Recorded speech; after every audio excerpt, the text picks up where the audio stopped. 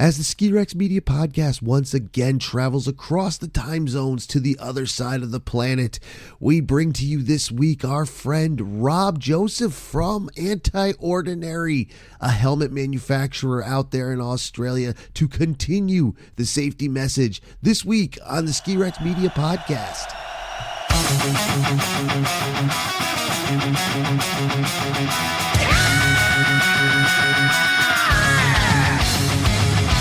If those slopes are through the sky, fury rushes the mountainside. Snowy paths and frosty dreams, it's more than sport, it's what it means. Ski race me a ride away, snowy thrills, it's what we crave. Anyone can join the ride, ski and snowboard side by side.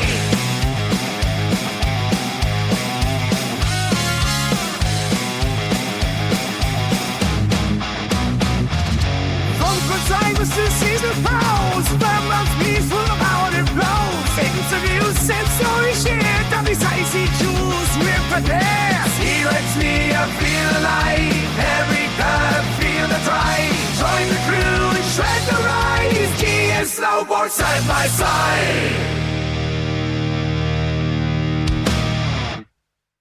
Thing I like about episodes like this, my friends, is that I could say, now, because it is a recorded podcast, I say good evening, good morning, just try to get everybody, because I don't know when you're listening to it. Here's the fun part. It is 5:05 in the morning in the state of Vermont in the U.S. But down there in Brisbane, Australia, on the other side of the planet, whether you're a flat earther or a round earther, I don't know. It is 8 o'clock at night, I believe. And joining us once again is our one of our friends from Australia, Rob from AntiOrdinary. Rob, how you doing, brother? Well, thank you, mate. How are you? I'm good, man. Welcome back. It's good to see you again. Good to talk to you again. Now, for those who have been with the podcast for a while, Rob was here at the end of last season, as in last Northern Hemisphere season. I think it was around March, I believe. We got to introduce to AntiOrdinary and what they do, and it's very cool. And it kind of tags along with what I'm doing here, this new push towards safety that Ski-Rex Media is doing. Last week we had Chauncey Johnson on talking about the Snow Angel Foundation. Try to minimize those collisions, be a little safer, Beyond that, what do we need? We need equipment, and that's why Rob is here. So, Rob, instead of me talking the whole time, how about you tell us, for those who don't know or don't remember, who you are and what you do? Sure. So AntiOrdinary is a brain protection company. It's what we do. So right now what we build is a beanie that's as safe as a helmet. So it looks, fits, feels like a beanie, doesn't feel like a helmet at all, but it's still really, really safe as well. So just trying to eliminate that choice between being safe and being comfortable. And helmets have come a long way in 20 years, but we're pretty happy to be, keep pushing that and growing it even further than where it's come from recently. Absolutely. And the thing is it looks, for those who haven't seen it, you could go to antiordinary.co and you could see that it looks like people are just wearing beanies. You'd go to this website. If you didn't look closely, just took a quick glance, you'd be like, I don't see a helmet here. And that was kind of the point, wasn't it? Yeah, to a degree. Some people, like, the look thing is important for some people, but really unimportant for others. Some people really hate the fact that we're trying to not look like a helmet. But a lot of it is just that design language all the way through. The whole idea was that we, instead of trying to build a helmet that's comfortable, we make a beanie that's safe, and we just came at it from a different angle. So you can take the outer off. You can run it without the outer. It doesn't have to look like a beanie, but it just made sense from a design perspective when we were building it to go, hey, we want it to fit and feel like you're just wearing a beanie. And so then it made sense just to make it look like a beanie as well. So that's sort of the reason why. But you can always take the outer off and run it like a regular helmet too. See, and that's cool too. It's beautiful. We'll talk about customization in a bit because you could do pretty much anything you want. But one of the beautiful parts is why it can look like a beanie is the technology in it. It's much different. And this was the part that was really interesting to me the last time, Rob, is that, we see our typical helmets. They're thick. They're made of these plastics and, other polymers and things. Your it's a little different, isn't it? You can explain the technology better than I can. That's your deal. Yeah, I've only spent 7 or 8 years working on it. Yes. So it's just coming from a different perspective in that we were building something that wanted to fit really close to the head. So one of the big reasons in helmets that it may not feel comfortable, it might feel like you got a bit of a cardboard box in your head. And even sometimes people think their helmets are great, but they try one of ours and they say, oh no, my helmet wasn't as good as I thought it was because I didn't have any context. So one of the big things is that center of gravity and sitting down nice and low around the head, around the ears and the back of the head. And the problem with a lot of helmets is with those adjusters, because they're built to be just a regular shape that doesn't move, is that it can't actually fit really anyone that well. It's a good average, but you have to use those adjusters to make it work. And so a lot of the concept behind the technology is that trying to bring what is the weight of a helmet, which is the impact material, as close to the center of gravity of the head. And what that entailed was creating a dynamic frame that shifts around your head that fits perfectly. We don't run any soft foam, we don't run any adjusters, but we rely on the design to make sure it just clamps down onto your head and feels like an extension rather than something sort of being placed on top. And of course, there's a bunch of other safety mechanisms within that, fitting nice and low. We don't have to, it's not as thick because you don't have to use any adjusters. The foam's about a similar size, but it just fits around your head better, so it doesn't present anywhere near as big as a regular helmet.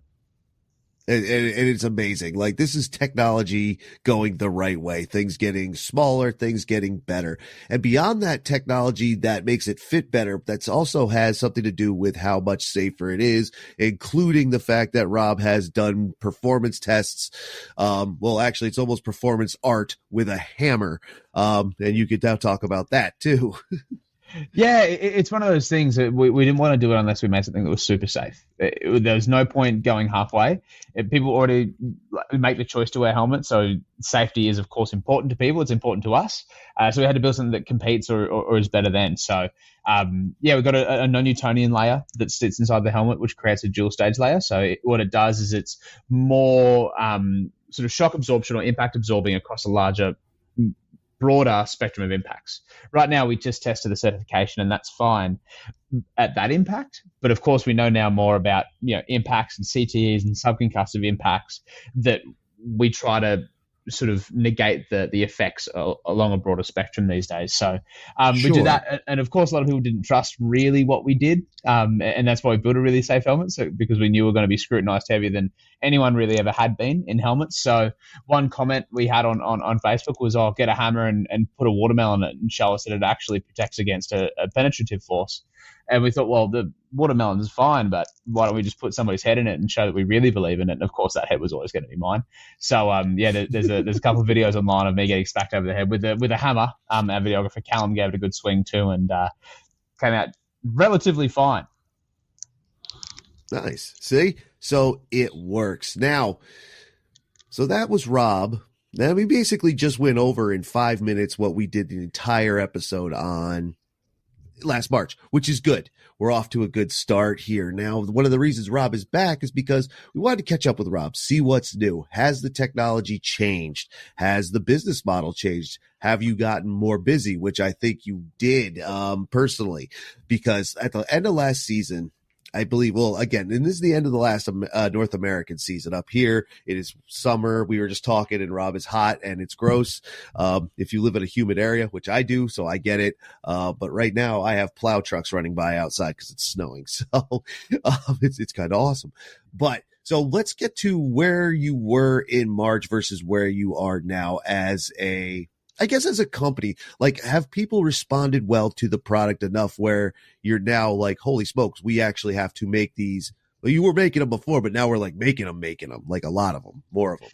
Yeah, the reception last season was phenomenal. It was incredible, and for a lot of reasons, we also learned a lot, which was great. So we've stepped up production by about 4.5 times this season. So we've gotten a lot bigger over the last sort of this season. We did a Southern Hemisphere season. It was fairly muted. We had a pretty tough ski season here, so we did all that. But a lot of it was just the learning. The product itself went really well in market. We also understood a lot about the reception in the first try on. The helmet, because we don't run any soft foam in it, people put it on their heads. And they're expecting something to look like a beanie because that's the way that it presents on the mountain. But of course, when you try it on in your living room without goggles on, and without any soft foam in it, which we don't have, people go, "Oh, this sucks. I need a refund." You get really disappointed because it's a product that's quite expensive. Then your first try on's kind of hard. So we learned a lot about sort of coaching people through that process, because once you get on the mountain, it's fantastic. That's where it's designed to be. Sure. people won't realize you're wearing a helmet. You won't realize you're wearing a helmet, which is fantastic. But that first try on is tough. And so coaching people sort of through that first interaction is a tough one. But because it is so different, it's different good, but sometimes different is not what you're hoping for when you buy an expensive helmet. It comes in the mail. Sure. So we learned a lot, but a lot of product improvements as well, both along the lines of, that first initial try on and some of the comfort things. Also, we learned a lot last season. We sent some helmets out to people, and some people found the covers weren't long enough. They didn't cover the ears. So what we've actually done is, everyone who gave us that feedback, we've sent them brand new outers this season. So we've replaced all the part that people were struggling with. If they got cold ears, we'd send them a brand new one. And we also offered, to send people an outer to give us feedback, real feedback. We didn't ask for good feedback. We asked for real feedback. And I think more than 10% of the customer base reached out. So we've got, a few hundred lines of feedback from people, and 98% of it was really, really positive.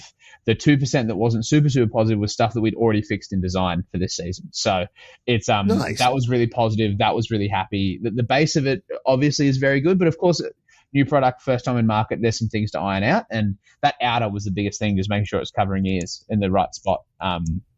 That was a huge thing. And so we've changed that already, and helmets have already started going out this season, and the response has been phenomenal. We also had, the end of last season, Travis Rice used our helmet in the National Selection Tour, which was just absolutely unreal. I actually went, met him and snowboarded with him on a powder day in our bachelor in Oregon there. And that was just incredible. He's a fantastic guy and loves the helmets too. So that's something that was really awesome that happened. And we had a couple of companies reach out as well to do some work with them. And so we're actually got a few pretty exciting announcements at the end of this week with a company that we've been working with all year to release a helmet under their label as well. So it's all been going quite well.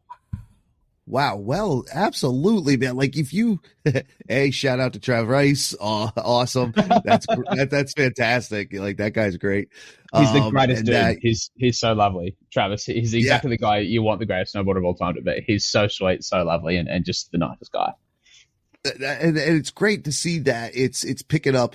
I mean, if you have, not that I'm going to try and put people on the higher pedestal, but we are human, if you have someone who's out there, knows what they're talking about, has done this for many, many years, in much higher danger,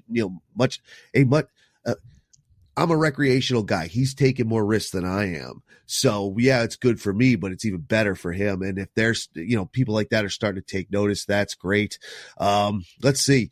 So gosh, man, it's actually kind of almost, I don't know. I mean, for me, it's got me a little tongue tied, because when we talked last March, you're still kind of new. Like, you had done all your testing, and you have continued, and this is beautiful, to work with real people. Like you said that the last time, like, if something's wrong, tell us. If something's off, tell us. If you break it, send it back to us, because we can take that back into the lab and, make the technology better. And you've done that, I assume, as well. Like, has the technology progressed in the last 8 months, or? Yeah, for sure. Like, the actual frame of the helmet itself has changed a lot. We've made nearly every part has been touched, but only very subtly. So we've just massaged a lot. The impact protection was phenomenal last season. So we haven't done a lot we've changed some densities, moved some things around, but materially not a big difference from the user perspective. The impact protection is still the best we've seen from our helmet, which is fantastic. Looking to do a little bit more, we're going to buy a drop test rig this next year. So we're going to start doing a lot of testing in-house and really push the limits of what we've got. But the impact protection is still fantastic. The frame has changed in a bunch of ways, but quite subtly. Just little things that people will never notice, but they'll notice the outcome and how good it is. That's amazing, man. And I guess it seems to work so well. I see it now. Like, now some could say, well, Tim, cookies are cookies. So if you look up AntiOrdinary once, you're going to get flooded with it. I'm like, yeah, that's true too. But the point here that I'm trying to make is that I see it in other places now. Like, other people are talking about it, not just ads. It's, hey, this thing is cool. This thing works. This is great. There's your social media presence, and all this, it is fantastic. And obviously you're selling better. Is it better than you thought? Is it better than you hoped? Is it, hey, I need a minute to take a break and hire a whole other team to get things done. Like, how are you doing, man? Yeah, I mean, it's chaos, as you can tell. Like, when we were setting the time for this, and thanks for being up so early. When we're sort of figuring out time, I'll be here late every night. You know, but better than last season. Last season was just me, and I answered 14,000 emails by myself. So now there's 4 of us, or 3 of us full time, and Pip, our customer service cowgirl, does sort of work as required, and we get most correspondence down to less than 24 hours, which is pretty impressive considering like this last weekend we had 500 in 2 days of emails, which is just unreal. So Pip's an absolute weapon, and I work with her on that, and of course we've got Zoe and Sam on the content creation, customs, design stuff, which is just a godsend. Everyone needs a Zoe, and Sam is absolutely fantastic too. He's a little bit newer, but he's sort of cutting up our videos and filming and doing a lot of creative stuff himself too. So it's going really well. Unfortunately, here with startups, there's a couple of different ways of doing it. You know, there's the whole startup thing, which we found recently is that everyone just raise crazy money, employ heaps of people, and hope the revenue comes or hope the profitability comes. And sometimes it doesn't. Sure. They have to fire all those people. The company dies. But the point I think of this is much bigger than we're not just sort of smashing and grabbing, not trying to make money. We're trying to sell off to PE in a couple of years. You know, we're trying to. I often say is like just build it for 10 years. You know, build it as if we're running it in the next 10 years. It's going to be us. Nobody leaves. Everyone stays. What's the best thing for us, and make that commitment. So I never wanted to go out and overhire, have too many people in the office sort of twiddling their thumbs and have to let them go and ruin their livelihood. I'd rather suffer a little bit, work a little bit harder, and then get them in when we really know we need them, and then they can hit the ground running. So that's my thesis on it. That'll probably have to change. We'll have to hire a little bit faster soon. We're all getting a bit strung out, but it's a really exciting time, and it's growing the way that we, as well as we could have hoped for this season. So there's always trials and tribulations. There's always manufacturing things and logistics. And just this week, we've actually had our European units held at a Russian border for the last 2 weeks. For no reason. There was no customs checking going on. They were just getting held. Which in hindsight, shipping things through Russia probably wasn't the smartest move, but it's the typical way that the land shipment works from China. So it's normally the way to do it, but we just dropped this for 2 weeks, and unfortunately the European orders are delayed, but we've communicated that, and we've refunded everyone's shipping in Europe to try and say sorry for it, and everyone's been pretty responsive to that. So, always drama. Let's go on the right way. Logistics. I love it. I love logistics. I will always love it. It's so hard and stupid and inefficient, and God, I love it. I really do. For those who don't know, I was back in a warehouse all summer, so it was kind of fun for me. Anyway, watch those shipping lanes, my friends. Wherever find it's the 21st century and stuff doesn't move half as well as you think it should. It's just a fact. Whatever. It's incredible. Some things you'd think are super modern and super regulated these days is still just pen and paper and just a bloke in a warehouse somewhere with a clipboard. In Uzbekistan somewhere. Oh, yeah, and the border crossings, forget it. Shoot, I've seen weird stuff happen between the U.S. and Canada, and these two fools have been neighbors for 200 years, and it's a whole to-do. Great, man. Now, as you continue to progress the technology, now, again, it seems that your main market is recreational folks, everyday street level skiers and riders, skiing and snowboarding folk. But now, as you mentioned, Travis Rice was wearing one and using it. And with how good it is, I'm sure it's good for a competitive level. But have you considered, or are you doing research more for competitive? Like, for instance, Rob and I were just talking about Michaela Schifrin's crash, which has gone global as you would expect. But their equipment is always a little different than obviously recreational equipment. Have you thought about going that way, or is the AntiOrdinary helmet the way it is now good to really cover a general, spectrum of skiers and riders, you think? Yeah, it's good for the spectrum, actually. So the sort of Michaela Schifrin Super G downhill slalom stuff is all FIS 2013 certified. So it needs chin bars and that kind of thing. And they're sort of uprated a little bit, not as much as you might think, but they need a few additional, like more coverage over the ears, more coverage over the jaw and the chin, that kind of thing. So that's not our mission. That's not our goal. Of course, it's quite a small part of a big part of the market, but not a huge one in terms of recreational skiers. So it's definitely sort of that half head skate style. Pretty much everyone that is going speed are regular people, not light speed like they tend to in those racing ones. So, we'll probably get someone in the X Games in the next 6 months or so. Competition-wise, definitely have people in the Olympics at the next one as well. So in terms of, those half head, particularly freestyle competitions backcountry as well, it's already great for that. In fact, we designed it with those athletes in mind. So we wanted to be able to build something that anyone on the mountain can enjoy, and it's a really, really good helmet, but it wasn't worthwhile unless it was good enough for the ladies and gentlemen who are out there really sending it. So had to make sure that it was good for everyone, and that's sort of the way that it went right away. And that we spent, we've skipped some steps in progression in market because we spent so much time in R&D. Had we launched in year 2, we might have been able to build something really good consumer grade and then moved up to athlete grade. But because we spent so long designing it, we sort of went back on our tails a few times to make sure it was good for the entire spectrum. So it's been considered design from that point. Awesome. And that's even better. That's efficiency.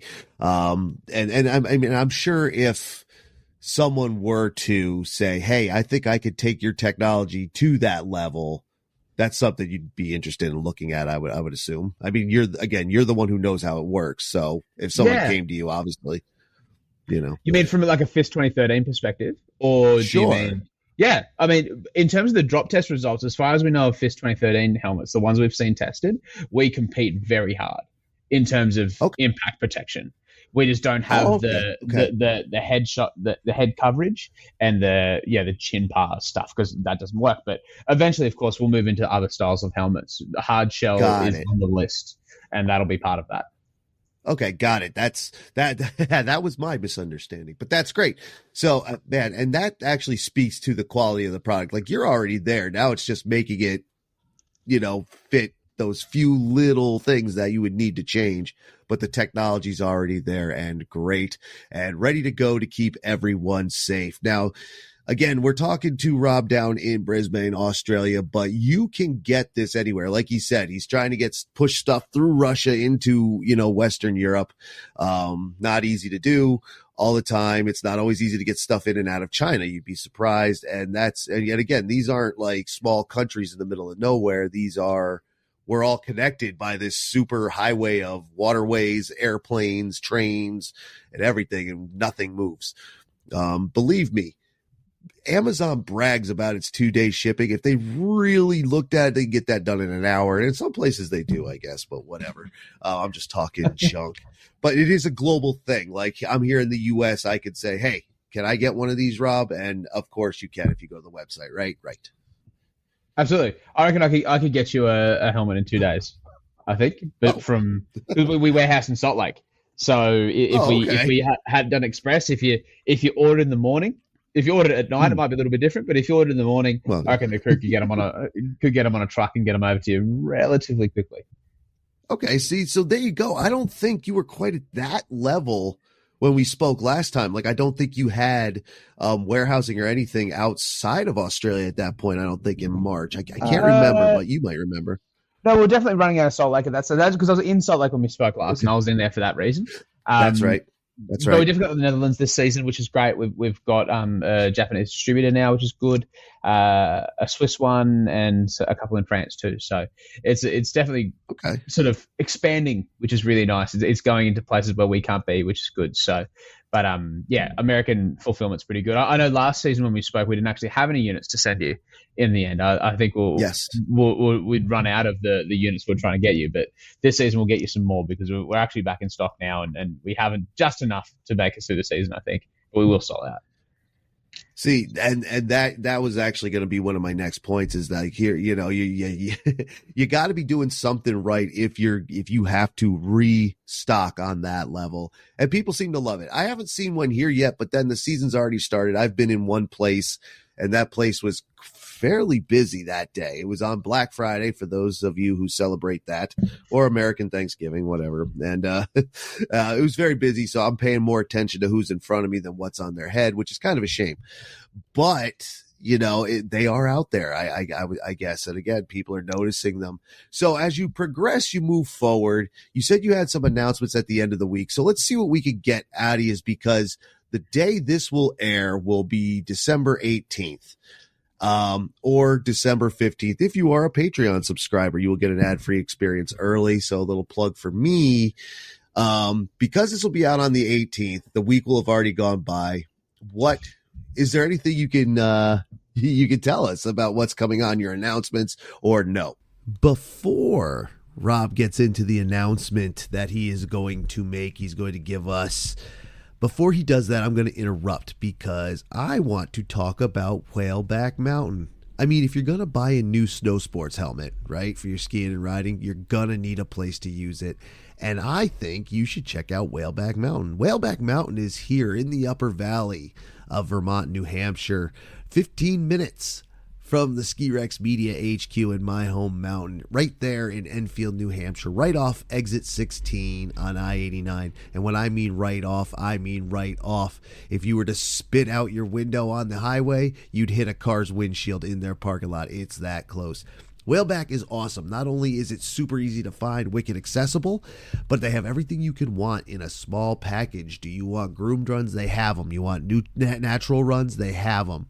Do you want trees? They have that. They have a terrain park, learning area. You get your rentals there, get your food there. It's a small package, but you don't have to go anywhere else because they have everything you could ever need at a great price. Believe me, they are more than competitive. Also, they are on a couple different passes. They're on their own pass, obviously. If you have a pass somewhere else that participates in the Freedom Pass program, you have days at Whaleback. Do you ride the Indy Pass like I do? You have 2 days waiting for you at Whaleback. Do you use the Uphill New England Pass?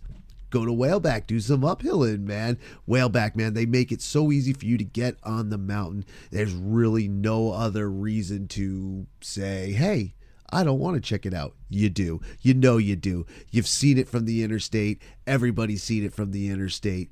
Guests on this podcast have talked about seeing it from the interstate, and they say to themselves, I have to try this. And they do, and they love it. So please check out Whaleback Mountain, my home mountain, one of my partners, and my employer during the winter. Whaleback Mountain. Ski it to believe it. Also, if you're riding, you got your helmet, you're at Whaleback, you might as well pick up something to make things a little bit more comfortable for your riding and skiing all day long. Get yourself a pair of Imbrace compression leggings. Imbrace, IMBRACE.com. The Imbrace compression legging has compression built in throughout the legs. First, it's boot cut.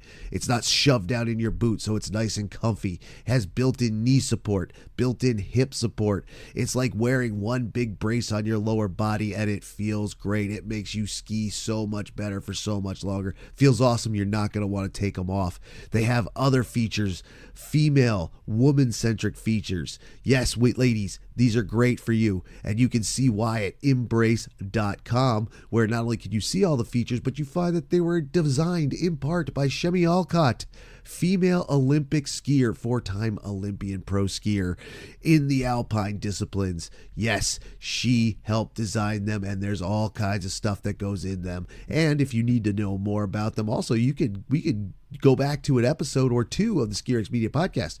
One with Jeff, the founder, and one with Shemi, part designer and athlete. Both of those are on the Ski Rex Media podcast. They talk about them. I love them. I have my Imbrace Snow Sports leggings. I also have a pair of the Dynamic Plus leggings, which are very similar for off-season play. Imbrace.com. You can also go to whaleback.com for all the information about them. My two partners, Imbrace and Whaleback. Thank you to both of them for their parts in bringing you the Ski Rex Media podcast and Ski Rex Media as a whole. Now, let's get back to Rob and listen to those announcements that he has. I can tell you, we must have a double check because, of course, 3 days away. There's still a little bit of ambiguity on the launch date. Sure. But a company called Volcom, one of the biggest names in action sports or in lifestyle at all, we're building helmets for them. So This Friday, the official Volcom AntiOrdinary collab line drops. Very nice. Okay, so everybody in the future, realize that that's Friday the 13th. So how superstitious you are, that's up to you. I'm not. I won't even watch the movies on Friday the 13th anymore. They don't hold up. But Volcom. Now, I remember them back when, God, I'm going to date myself a little bit here. There was a big thing in the 90s. Do you all remember when pop punk was starting to hit big and Blink-182 was the biggest thing in the world and all this, that, and the other? And you had all these other companies that pushed towards that idea. Now, I don't know anymore. I'm an old man now. I'm in my 40s. What do I know? But apparently the kids must still love it because they're still out there and they're willing to do this. So what's that collaboration going to do? It's going to be your tech with their branding or something else? Yeah, so they're Volcom designed units. So it's still our tech. We produce them for them, but it's the Volcom specialty line. So there'll be three colors or three colorways: a green, a black, and a patterned color, which would be our first patterned color, which is really exciting. The green is also fantastic. It's all Volcom branded. We don't actually have an anti logo on them, but they're still very much AntiOrdinary units, and they look fantastic. And you know, Volcom being one of the best lifestyle brands, you know, of the last 30 years, it's been around me since I was a kid. You know, it's huge here in surf and skate and snowboarding, of course. So it's it's going to be really fun.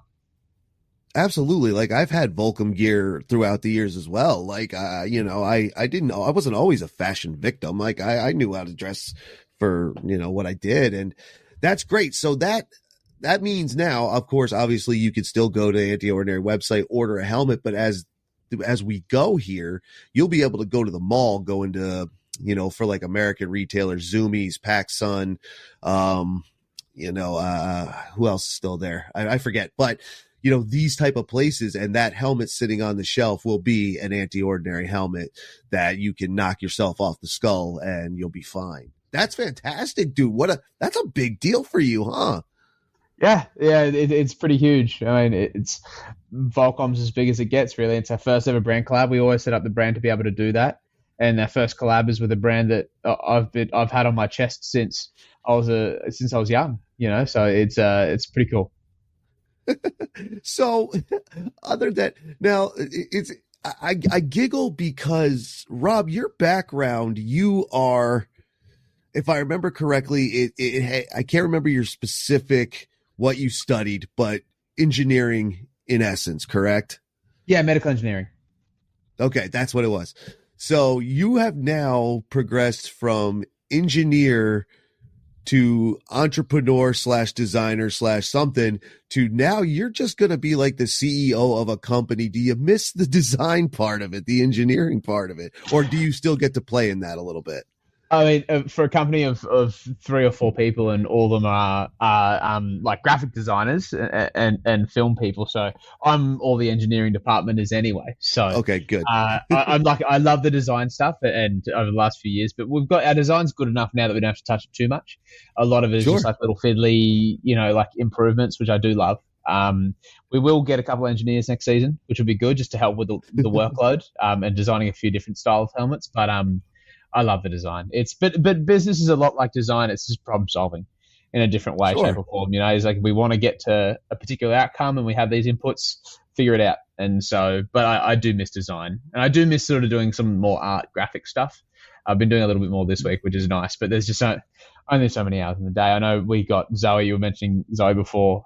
She does customs for us, so we've got this awesome embroidery machine here. We've got heat presses, vinyl cutters, all this kind of thing here. And I've got all these great machines thinking, oh, how great I'm going to be able to finally use them. And I never touch them anymore. And Zoe gets to have all the fun. So, and she does a much better job than I would anyway. But she's fantastic. But yeah, sometimes it's a bit sad to watch all these cool things happening, and I'm just plugging away at emails. But that's the way it goes. And I guess it is. And yeah, shout out to Zoe. I've seen all the videos she's in. I always tap the like for those. It's a lot of fun. In fact, the day she made the cow print, I was like, that's amazing, because that's what we see around here, is that is very reminiscent of the Holstein cow. Not that I'm a veterinarian, farmer, or cow enthusiast, but living in Vermont, we're a very big dairy area, and that is the Wayne. The Holstein and the Jersey are big dairy animals here. But anyway, not the point. Shout out to Zoe for those great social media bits. So, but when you were sitting there, you know, you're coming up through school, you're in college and university, and you're doing all this and you're getting all these certifications, and I'm going to be in a laboratory, and now you're not. What's that like? Oh, I don't know. I don't think I was ever technical enough. I didn't have enough interest in the maths and like the really technical side. I could do it and I liked it, but I needed a practical application.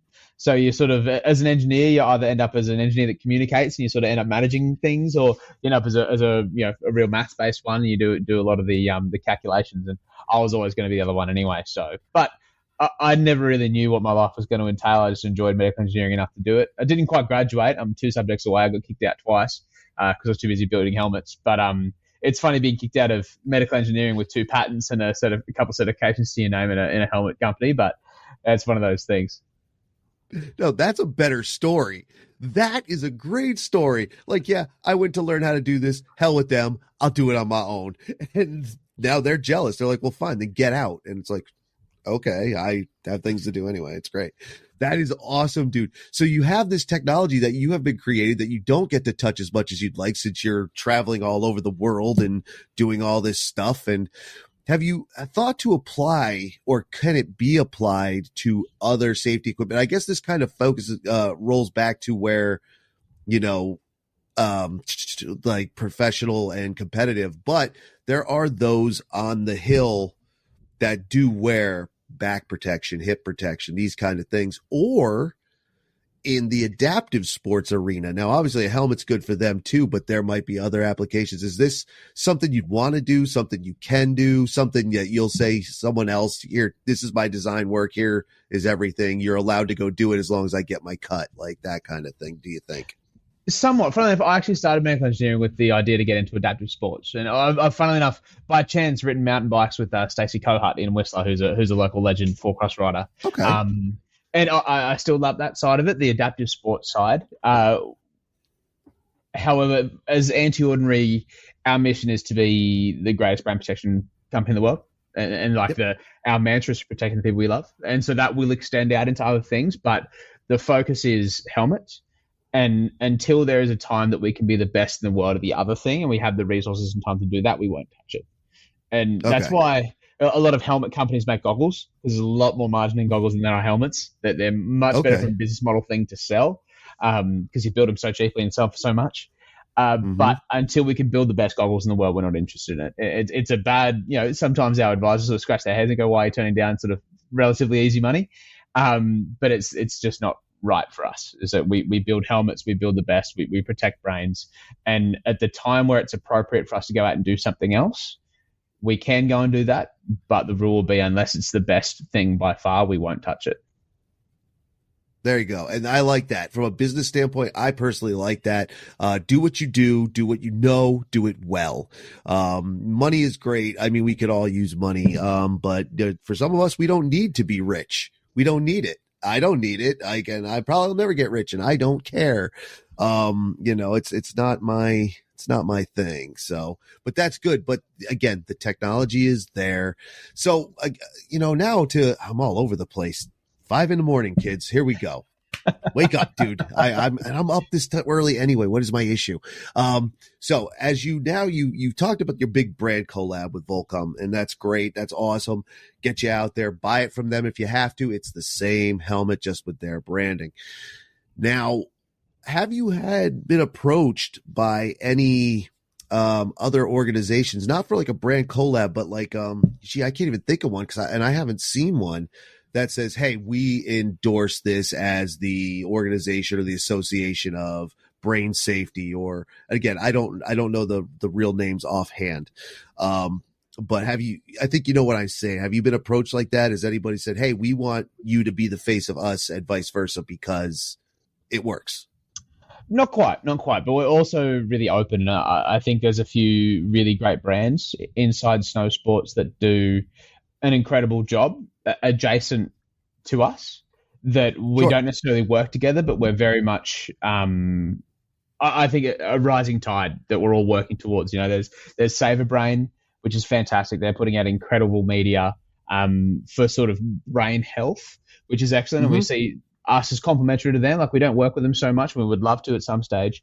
But we're sort of protecting pre-injury and they're taking care of the brain. So we're doing the physical outside of stuff and they're doing more of the inside of the brain and looking after yourself. And there's Dome Piece as well, Cody Williams, who survived a huge brain injury. They're creating helmets as well now. So I think Saver Brain and Dome Piece are all both working with Sandbox. I think so. They have affiliations with other helmet brands, but they're still fantastic and always huge shout out to them that they're really important to what we do. So we're happy to be agnostic. We're happy to be aligned, but we're all working towards the same thing. So we see them as allies regardless.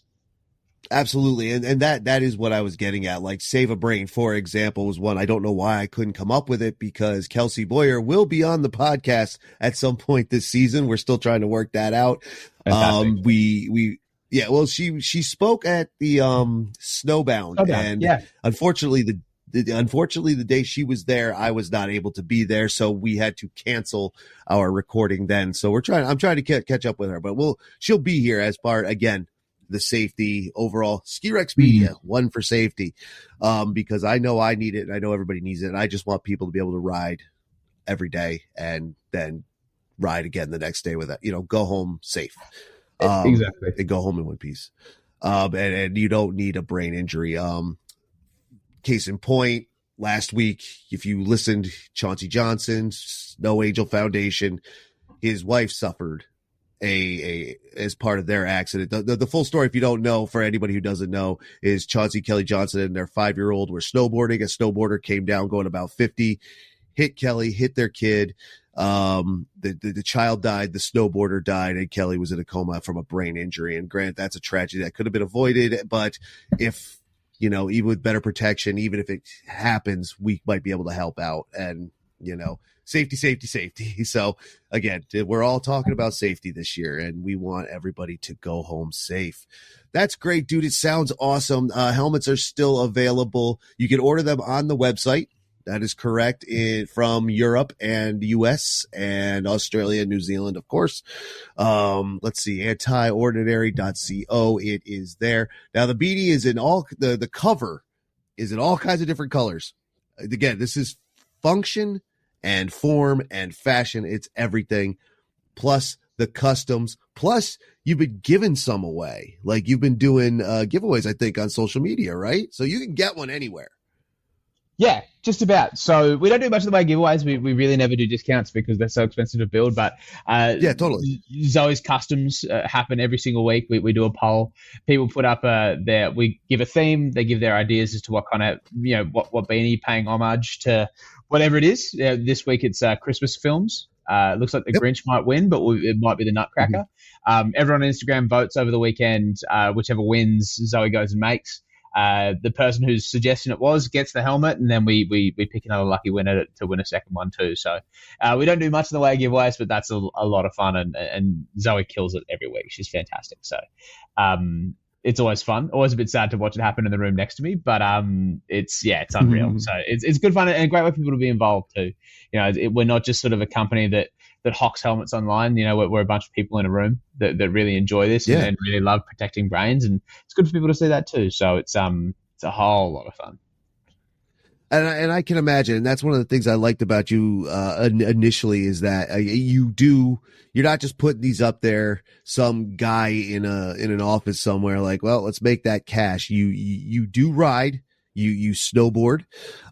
So you're out there doing it. You're out there talking to the people. You've done it. I assume your daily driver helmet is one of your own. Yeah. Awesome. Always. So he's living it, he's not a poser, as people say, he's living it and getting it done.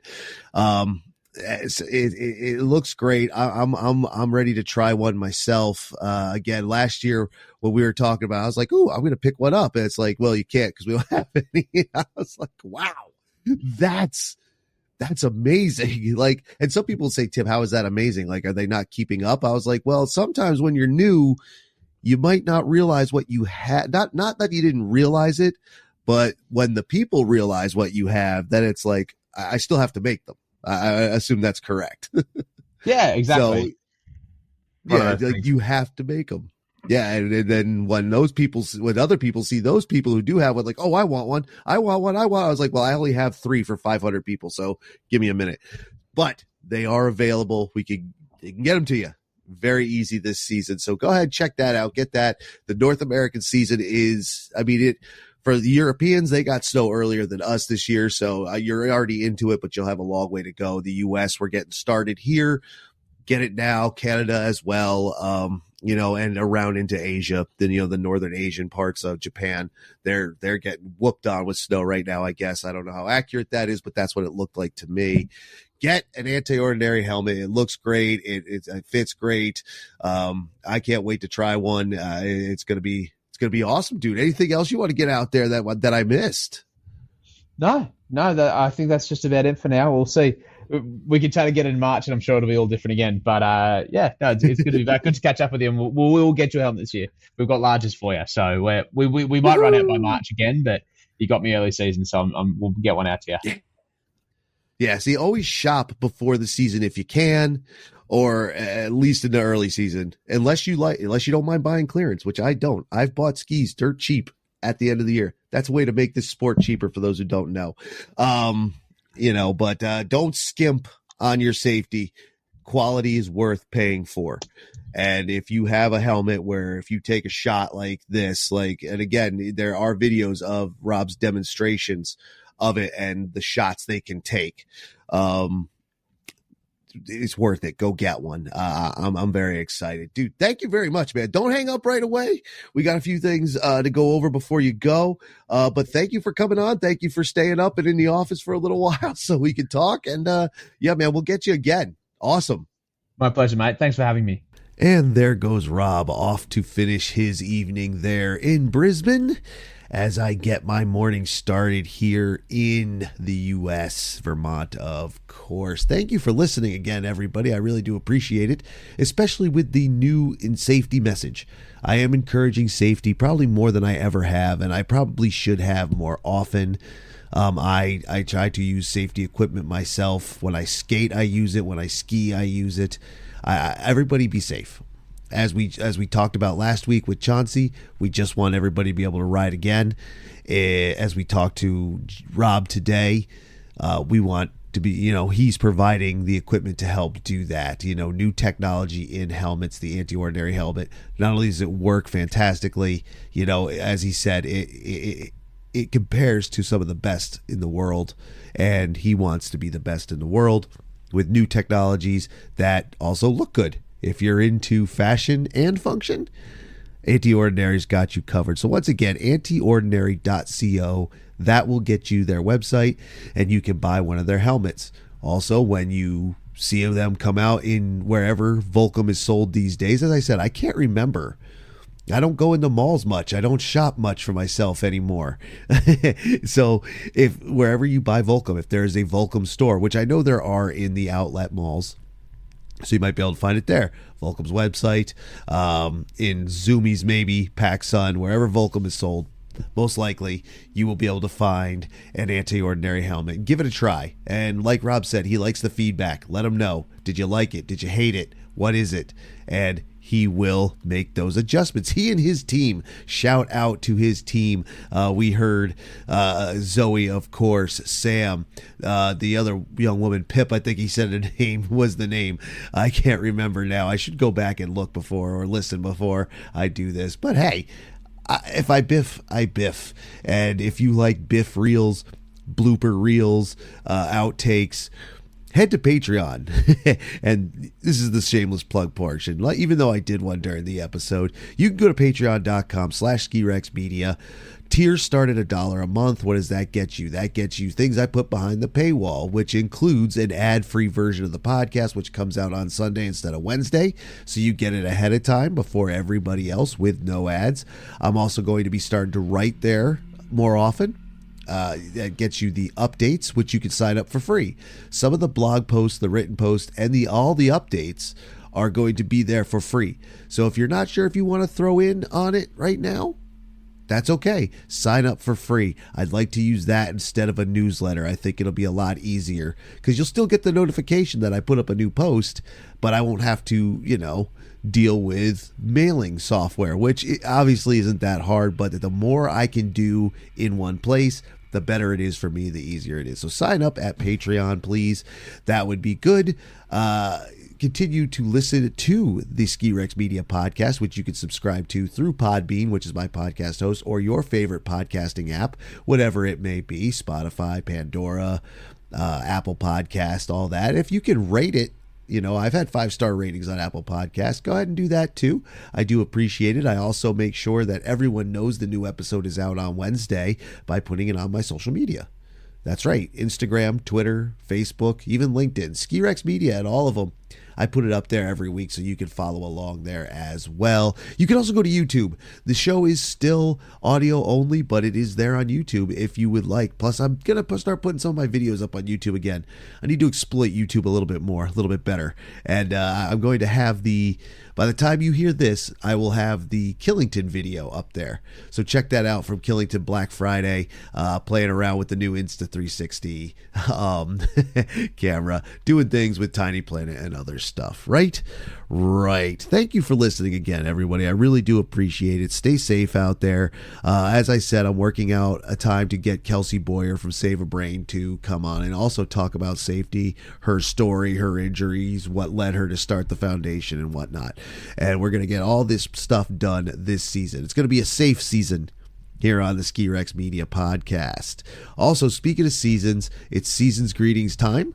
I'm sure you saw it you heard about it in other episodes, and I'm sure you saw it on social media, but I do want to do a full interactive version of the podcast for Christmas, because Christmas Day is on Wednesday, and that is podcast day. So please, send me a DM on social media, send me an email at contact@skirexmedia.com, or send me a voicemail. Go to speakpipe.com/skirexmedia, and you can send me a voicemail. Do a Christmas shout out. Say Merry Christmas or Happy Holidays to somebody. Say it to me. Say it to yourself. Say it to your friends and family. Tell me a story. Tell me a Christmas story, and I'll use all of that on the podcast, and I'll add to it myself, and it'll be a lot of fun, right? Right. So please participate in that. I do have to come up with a backup just in case. You always got to have a backup plan, but please interact if you would, please. I would appreciate it. Right? Right. This is Tim from Ski Rex Media once again. Thank you very much. Enjoy the rest of your day or night or whatever it is. Or if you're going to bed, enjoy that too, my friends. And I will see you out there later.